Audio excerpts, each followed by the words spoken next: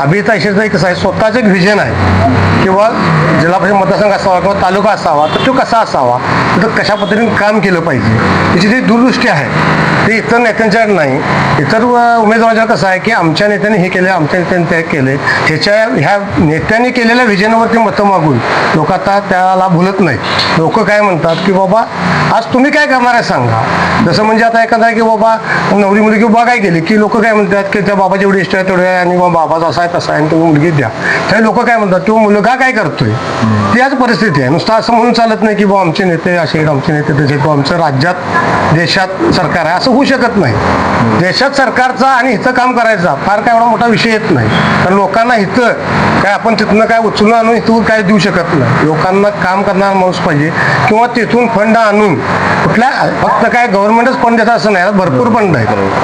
खनिज फंड असेल, तेराविक असेल, भरपूर फंड आहेत. आणणारा माणूस पाहिजे, ते काम करून घेणारा माणूस पाहिजे. आपण 2012 मध्ये बघा त्यांना आपण काँग्रेस तिकडे निवडून आणलं, त्यांना शिक्षण सभापती पद केलं, त्यांनी एवढी कामं केली की त्या कामाच्या जर एखादा माणूस आमदार झाला असता.